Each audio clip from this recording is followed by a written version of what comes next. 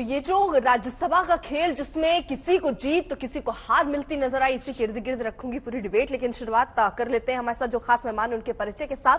JVL Narasimha Rao BJP के प्रवक्ता इस वक्त हमारे साथ जुड़ चुके हैं। सर बहुत बहुत स्वागत है आपका। चरण सिंह सापरा साहब हैं, प्रवक्ता है कांग्रेस पार्टी के, सर आपका भी स्वागत। आनंद दुबे प्रवक्ता शिवसेना के जुड़ चुके हैं हमारे साथ। बृजमोहन श्रीवास्तव प्रवक्ता एनसीपी के हमारे साथ इस वक्त जुड़ चुके हैं। आप दोनों का भी बहुत बहुत स्वागत है। लेकिन शुरुआत तो देखिए आज होनी चाहिए आनंद साहब से, और सवाल यही कि इस खेल में फेल कैसे हो गए आनंद साहब? पंडित अटल बिहारी वाजपेयी जी की पंक्तियां हैं, क्या हार में क्या जीत में किंचित नहीं भयभीत में, कर्तव्य पथ पर जो मिला यह भी सही वह भी सही।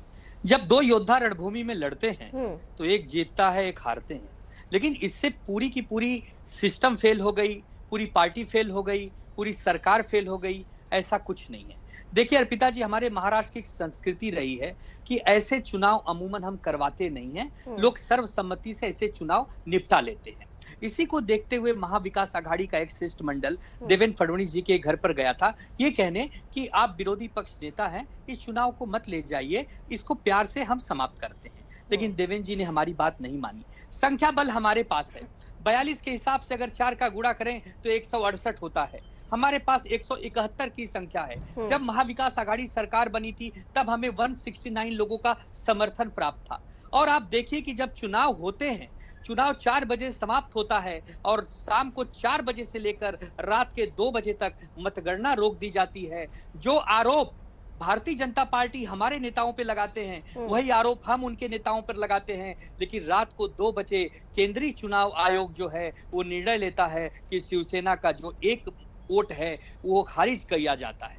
मतलब आप देखिए कि किस प्रकार की दबाव नीति बनाकर यह चुनाव जीता गया। सुबह 4-4 बजे इसका रिजल्ट आता है।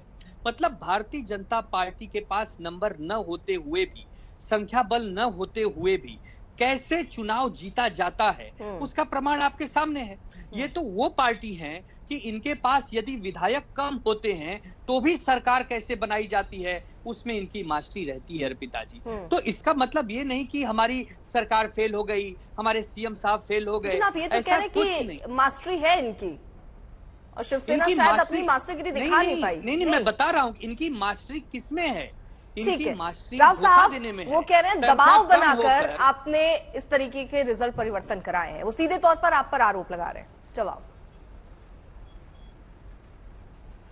अर्पिता जी, अपने असफलता को, अपने फेल्यूर को, उसका गम इनको बहुत खल रही है, क्योंकि ये पीछे के दरवाजे से सत्ता में आना, धोखा देकर सत्ता में आना, ये इनके चरित्र रही है। तो जब चुनाव किया जाता है, चुनाव में क्या दिक्कत है? क्यों अभी आप ये एक्स्ट्रा कैंडिडेट को आपने क्यों उतारा मैदान में? कुल चाहिए था एमवीए को, ये आघाड़ी को चाहिए था 164 4 सीट के लिए। आप तीनों दल के पास केवल 152 है, 12 सीट आपके पास कम है, तो वो कहां से खरीदने वाले थे? छोटे दल के साथ आपने कोई जिंदगी भर का कोई समझौता किया है क्या? आपसे मुंह भंग हो गया उन दलों को जिन्होंने आपको अतीत में समर्थन दिया था। तो ये आपकी बड़ी हार है। और सबसे कम वोट अर्पिता जी, ये भी गौर करने वाली विषय है, संजय राउत जी को मिले हैं केवल 41 वोट। एग्जैक्टली जितने चाहिए था उतने ही मिला है इनको। और इसलिए ये देवेंद्र फडणवीस का पहला हार है, बड़ा हार है। अभी 10 तारीख को, 20 तारीख को, जून 20 को एमएलसी का चुनाव भी होना है, उसमें भी इनको हार का सामना करना पड़ेगा। बिकॉज जो भी इनको समर्थन करता है, आपको केवल एमआईएम समर्थन मिला है। राव साहब, देवेंद्र जी की एमआईएम का समर्थन आपको मिला है। सर नाम किसका ले लिया आपने? राव साहब जोश में देवेंद्र जी का नाम ले लिया। नहीं, सॉरी, यदि मैंने नहीं, ये शिवसेना उद्धव ठाकरे जी का हार, देवेंद्र का बड़ा जीत है। इंद्र की तरह नहीं, मतलब तय कर लीजिए सर, थोड़ा सोच लीजिए। जीत है, हार है, देवेंद्र फडणवीस को क्या क्रेडिट देना चाह रहे हैं आप? सर सोच लीजिए थोड़ा सा, और फिर तय करके बताइएगा फॉल्ट किसकी है यहाँ। बिल्कुल बड़ी क्रेडिट देवेंद्र जी का, देवेंद्र जी के नेतृत्व में ये चुनाव लड़ा गया। ठीक है, तो इसलिए देवेंद्र जी को पूरी, और हम केवल नहीं, हम नहीं कह रहे हैं, शरद पवार जी खुद उनको श्रेय दे रहे हैं। ये बहुत ही रेयरली ऐसा होता है कि विपक्ष, अभी तो सत्ता पक्ष जो है, विपक्ष को इस प्रकार श्रेय देना बहुत कम समय हम देखते हैं। शरद पवार जी ने जिस प्रकार देवेंद्र फडणवीस की सराहना की, ठीक, इससे मैं मानता हूं आनंद साहब सवाल देखिए अब ये भी खड़ा हो जाता है कि हर बार चुनाव के बाद ये क्यों कहा जाता है कि चुनाव आयोग ने बीजेपी का पक्ष लिया या किसी खास दल का पक्ष लिया? हर समय क्यों? अगर जीते तो सब ठीक, और अगर हार गए तो भाई पक्ष हो गया, दूसरे का पक्ष ले लिया गया इसलिए हम हार गए। हर चुनाव में सर ये क्यों?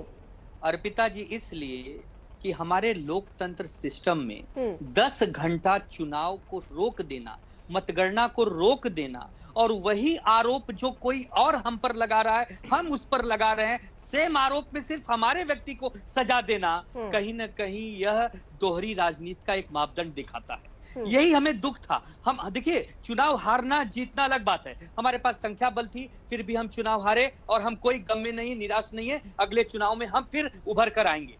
लेकिन दुख तब होता है जब भारतीय जनता पार्टी 4 बजे से मतगणना रुकवाती है और रात के 2 बजे तक भारतीय जनता पार्टी रुकवाती है। ठीक है, हाँ, भारतीय जनता पार्टी रुकवाती है। इनका शिष्टमंडल दिल्ली का जवाब दे देती हूँ। ठीक है सर, वाजिब सवाल। ठीक, राव साहब।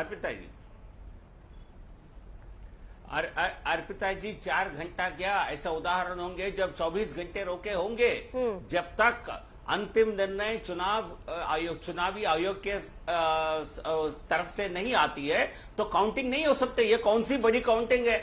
घंटा 2 घंटे की काम है, बट लेकिन एक निर्णय लेना, और जो संजय राउत और हमारे शिवसेना के मित्र शो में कह रहे हैं, ये बिल्कुल झूठे बयान ही है। आपको ये जो आपके जो सुहास कांडे का वोट भी मिलता, तब भी आपका नंबर संख्या नहीं बनने वाला था। अरे हाँ, यदि जो जेल में है वो भी वोट डालते, तब भी आपके चरित्र पर सवाल नहीं उठाते। आप हर चरित्र पर स्तर पर सवाल नहीं उठाते। आप हर मोर्चे पर फेल हो गए